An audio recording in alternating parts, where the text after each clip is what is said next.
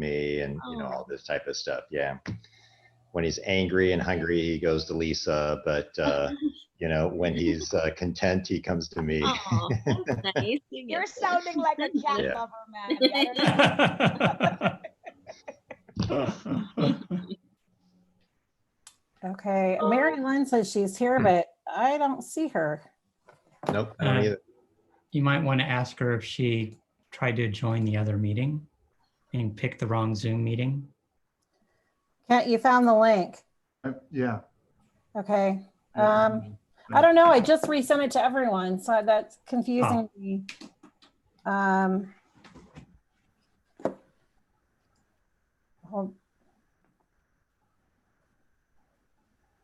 Someone text her the link just to make sure she has the right one. Oh, but no, that won't work because everybody has, oh wait, Okay, there's Mary Lynn.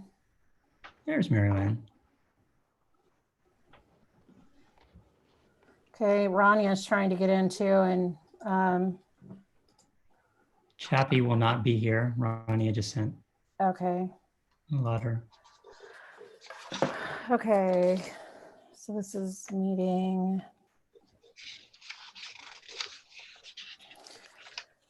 I think we And can you're- go ahead if she's coming, or And you're streaming?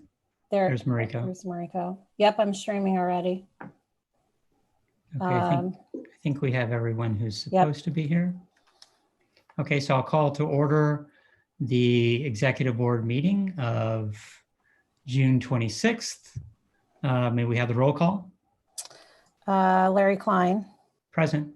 Mariko, Sayak, Chappie Jones, absent. Margaret Abacoda, present. Nisa Flygore, Here. Manny Capello. Here. Okay, and then we have Rania Mosin is here, Mary Lynn Bernald is here, and Kent Steffens. We have a quorum. Thank you very much. Next up is a report out on the Executive Board of Directors closed session and any action taken. The Executive Board met today in closed session on the yearly performance review pursuant to Government Code Section 54957B and 54957.6. And there is nothing to report. And no action was taken, nothing to report. Next up is a discussion of previous Executive Board direction to SCSC Roundtable to report back in 6 months with a plan to become independent in consideration of scope of work and extension of the ESA contract. Who wishes to speak? So I do. I just want to, I watched the tape again. There's been a little bit of confusion. I'm not sure why about the vote and the direction that you gave.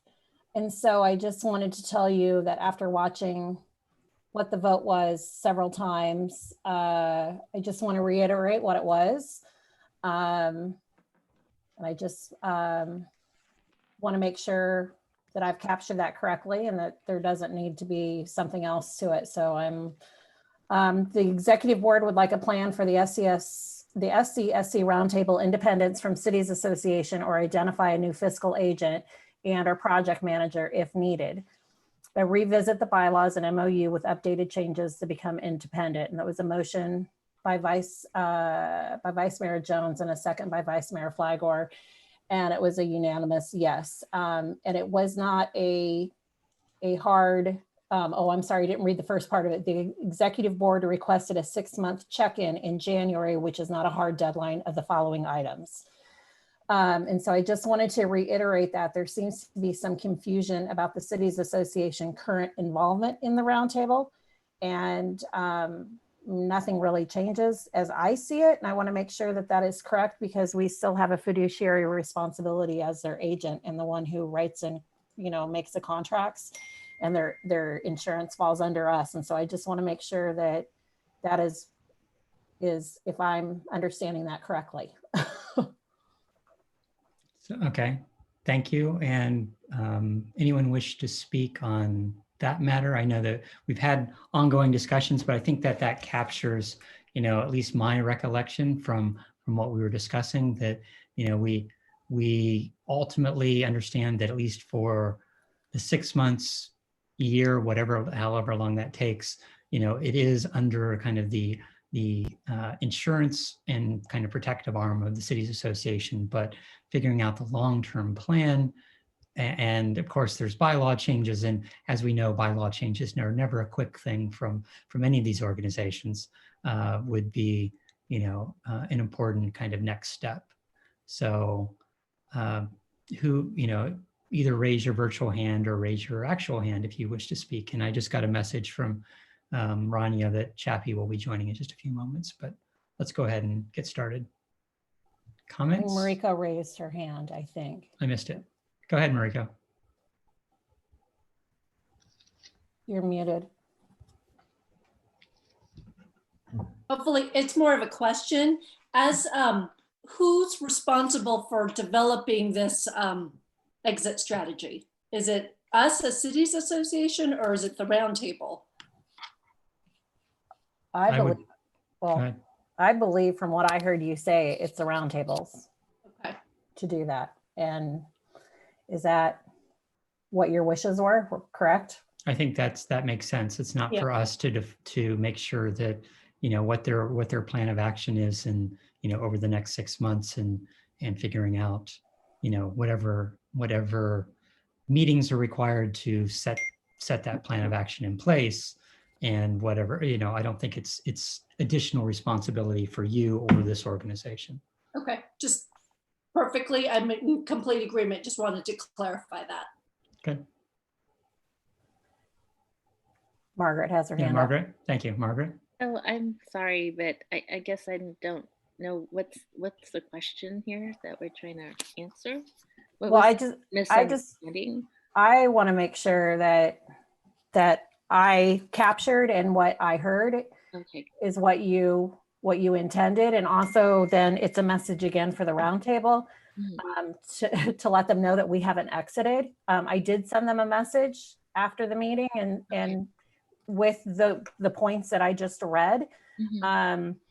I just want to make sure we just want to make sure that everybody is on the same page about to make sure that I didn't misunderstand, or if something wasn't captured in the vote that everyone wished. I just want to reiterate, I think with the roundtable, that we still are their fiscal agent, that we are still involved in that capacity. And Mary Lynn understands that, but I just want to make sure the whole roundtable does.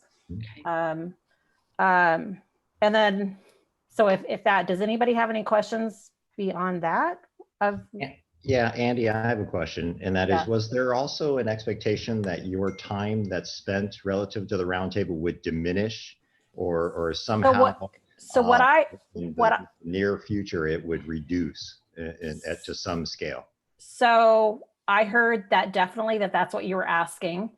But what I heard you say when I rewatched it was that it was that when we were no longer involved, that I could, that is when I think you actually said like 5% of my time would go to, would no more than 5% in an advisory role as they move on, since I'm the person who's kind of shepherded everything through.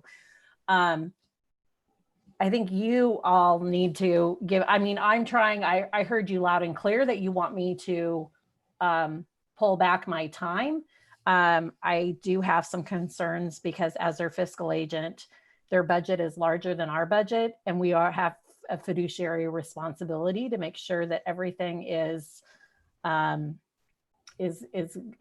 according to, like, following the Brown Act, and also our their insurance is because of us. And so I think that responsibility that we all need to recognize. So I don't want to completely back off, because there are some issues right now. Nisa? Thanks, Larry. And I see the maker of the motion is here, but as the seconder of the motion, I do want to explain my recollection, and I haven't gone back and watched it like Andy, but I do remember specifically talking about that project manager role.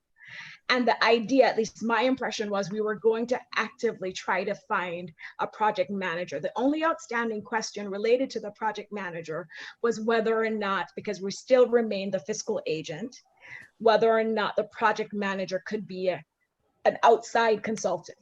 And I remember us talking about that. And I think, I can't remember the name of the attorney that was on the call, but we're all nodding that we could still retain our fiscal agent position and have someone, not Andy, assigned as project manager. And it's when that happens that we would make sure that Andy's work with the roundtable doesn't exceed 5%.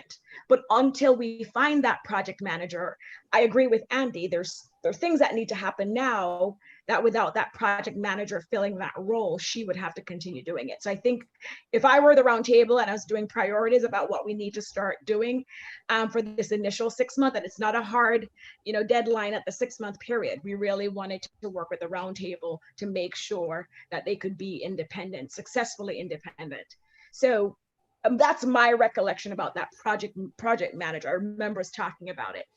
So for priorities, I would assume that we're starting to look to see who could fit that role so that Andy could slowly step back and not do more than 5%. So you did talk about a project manager, but we didn't talk about us finding the project manager, and it was not part of the motion, but it was that the executive board would like a plan for the SCSC Roundtable independence from the Cities Association, or that they would identify a new fiscal agent and or project manager if needed. Right. So and I wasn't implying I captured it. Yeah. And I wasn't implying that it would be the Cities Association's role to do that. But it was definitely something that we thought needed to be done.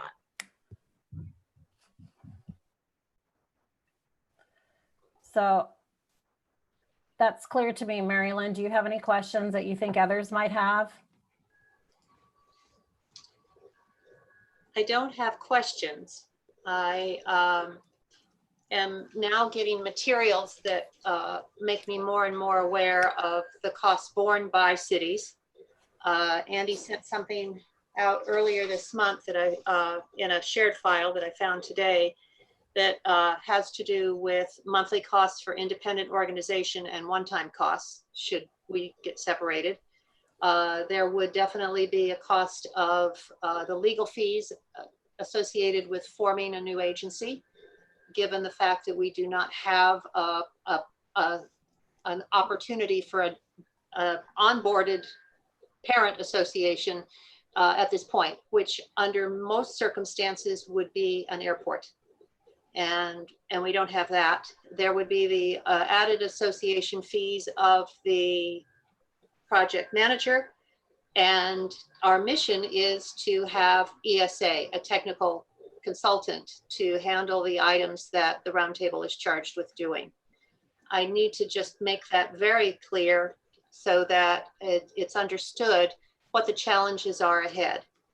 And also, I know of no one who is truly capable as an elected official to take over the job of forming a committee and then going out and setting up a 501c4 or a JPA. So there's some major challenges that are here, and I just wanted to make sure that we were on the same page when it did come down to that. There's some other things that I would like to see improved because I don't really know Andy's job description, and I do not know my job description as it interacts with you all and setting up something going forward. The attorney was hired. There was some understanding that she would talk through Andy and then to me. I did not find that to be efficient. I think it would be very helpful if we had some defined protocols set up ahead of meetings when we do have concerns like a Brown Act violation, so that something can be addressed ahead of time rather than during a meeting where it may be a problem. I think there's also an expectation that the attorney should be on board at every meeting. So that, of course, adds on to the additional costs of running a roundtable. I'm just making you aware of concerns that bug me at 3 o'clock in the morning. Thank you, Mary Lynn. Thank you, Larry. Any other comments? Margaret?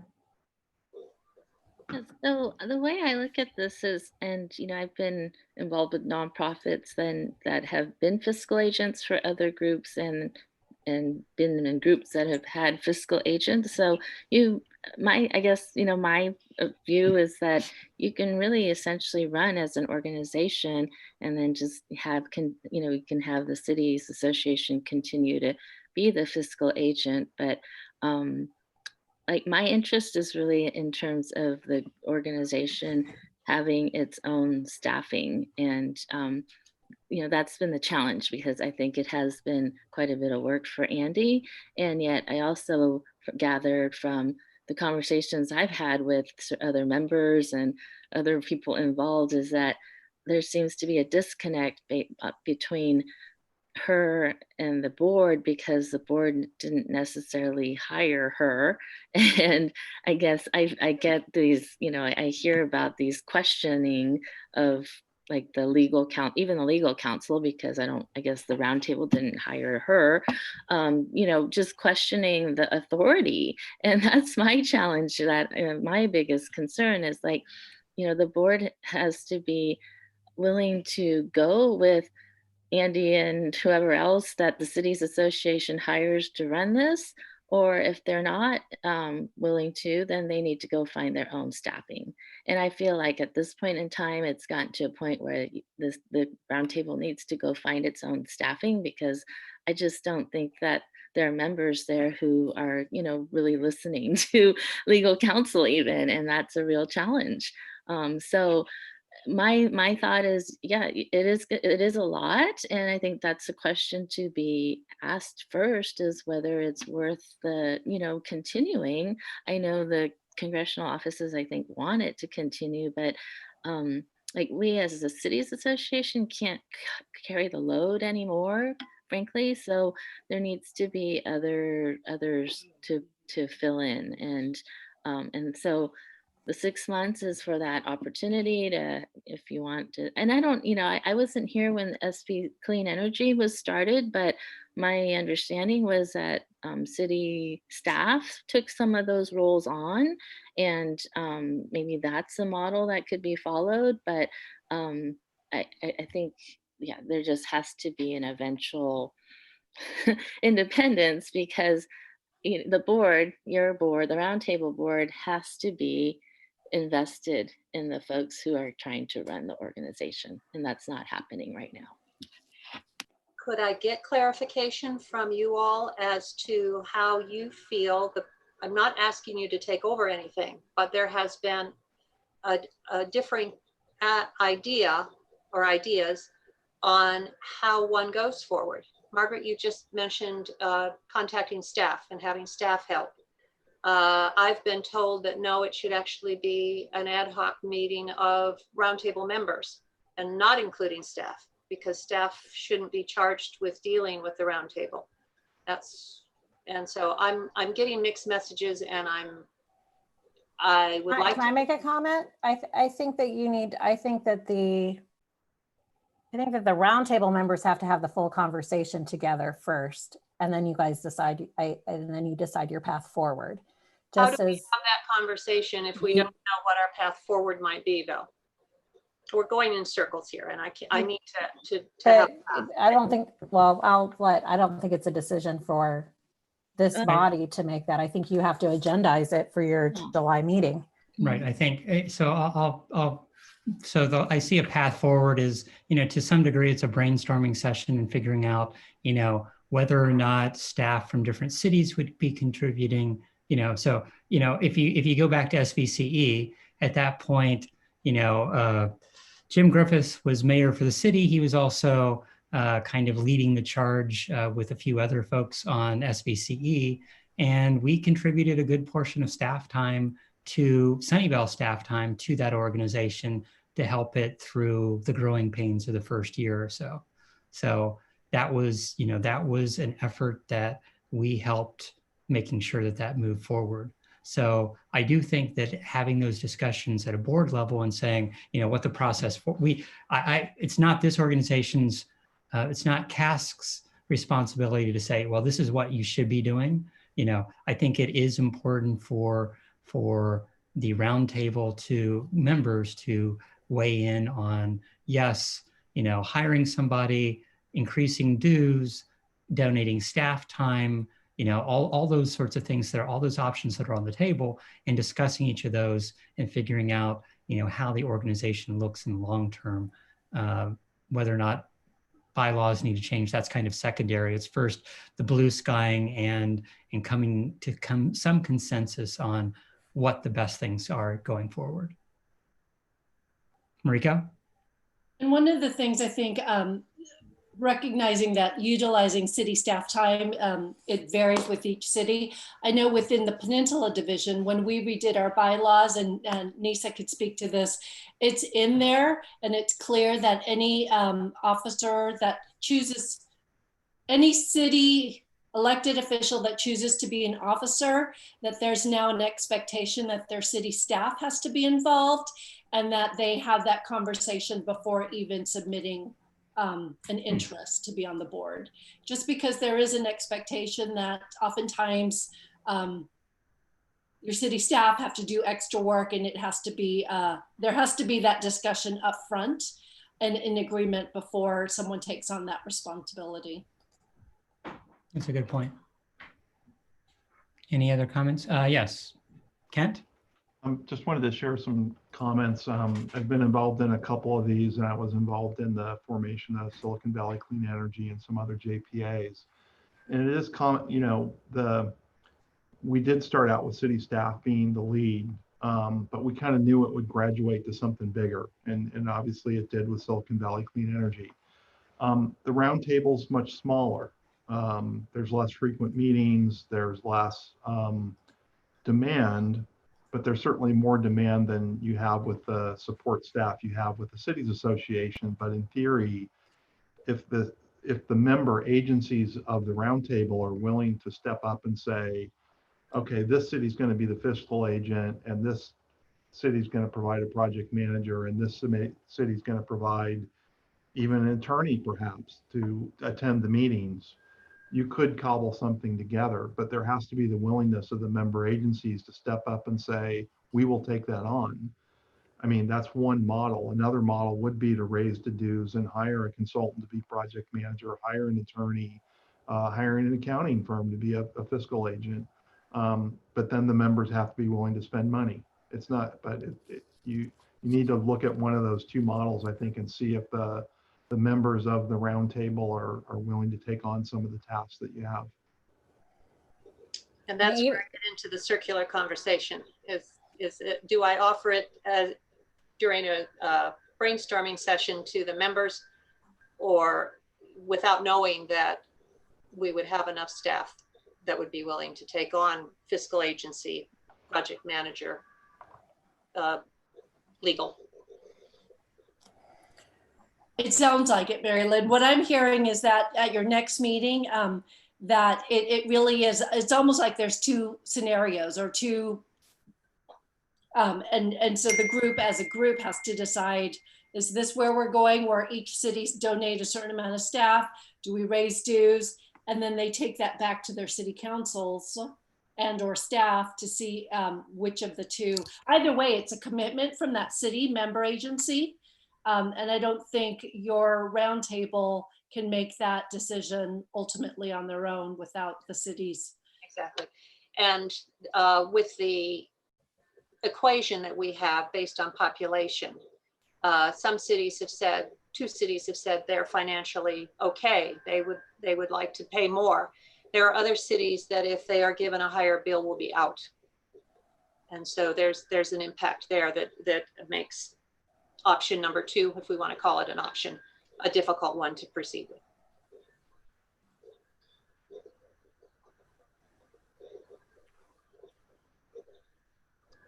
Barry, you're on mute. Sorry, I'm on mute. Kent, do you have something? And, No, sorry, my hand's still. oh, okay. Nisa. Marilyn, what do you think about the roundtable forming a subcommittee to focus on the transition? So that group would focus on all these different things we identified. They would be the transition subcommittee, identify what you need to do to hire a project manager, identify what you need to do for the bylaws, like all the things we listed. And then, they would obviously report back to the full roundtable at your meetings. I believe that's what Andy has been suggesting. And just to clarify, it would be an ad hoc, not a sub. So has that been proposed? Was it well received? We have not had a meeting. Okay. We have not had a meeting. We are going into July with a full agenda, presenting the budget as it has been amended with a new scope of work from the consultants. We have to review items that came out of the two subcommittees before they can proceed. It's not absolutely necessary that of urgency that their items be approved, but we have at least 5 items, if I remember correctly, on the agenda, proposed agenda at this point. So this is going to add on to an agenda that never seems to fit within the time that we have proposed. So yes, an ad hoc subcommittee would be, an ad hoc committee would be preferential because we might actually be able to work outside of having to do the Brown Acted membership community communications. Where I will find people that are well placed in that job, I'm not sure.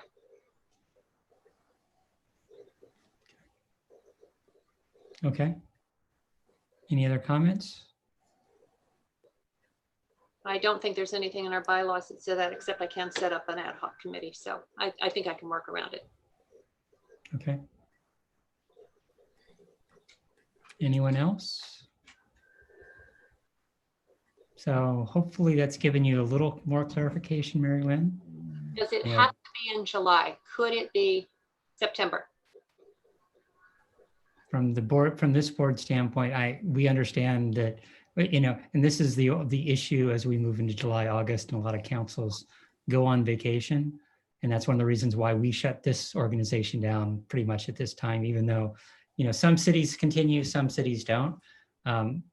I leave it up to you. The sooner the better, but if it has to be September, it has to be September. I think starting the discussion, but having a 5-hour meeting isn't productive either at a certain point. And so understand if you already have a full agenda to clarify that, conceivably add it to the agenda and keep it, it's like, it's the item is for future discussion and we just want to start that discussion, as opposed to come to a resolution.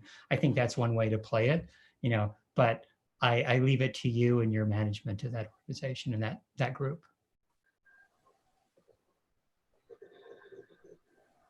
Anyone else have comments? No, I just have one more item though on the Sure. roundtable issue is, which is the second thing that I noticed was, I am the signatory for the cities association. And so I am the one that has signed the contract with the project manager, with the technical consultant who also could be a project manager, but they would charge you for that as well. And so it is time to renew the contract. And so I've been working with the consultant about the contract. And so I just wanted to let you know that and so that, I always bring everything for you to approve, but I will have to do this before the roundtable can look at it. And since there seems to be so much buy-in, I guess, issues. I don't know that the roundtable doesn't feel like they own the process. I wanted to make sure that you knew that I was doing that. What I would like to do is just have Mary Lynn review it, and Mary Lynn and I work together to renew the contract and with the consultant. And so I just want to make sure that you know that that is happening and you were okay with that. Thank you, Andy. Yeah, I'm okay with that. Is the rest of the board fine? Executive board? Good. Okay, that's it. I just, No, that's Since a there will good point. surely be a That is a little- good point. since Who's there signing? surely will be a little blowback. Well, we're used to that to some degree. Okay. Let me find my agenda again. So that's it on the agenda. Okay. Anyone else have any other items or anything else to discuss on this matter? I'm kind of late to the meeting, but I just want to say that Andy's doing a fantastic job, and it's such an honor and pleasure to work with her. Thank I'm done. Thank you, Chappie. Okay. Thanks, Chappie. With that, there's no member of the public who wishes to speak on this item, correct? No. Okay. So we will adjourn the meeting at 4:03 p.m. Everyone have a great weekend. Stay safe. And we'll talk again sometime in the next few weeks. All right. Take Take care. care. See you. Bye. Bye. Bye.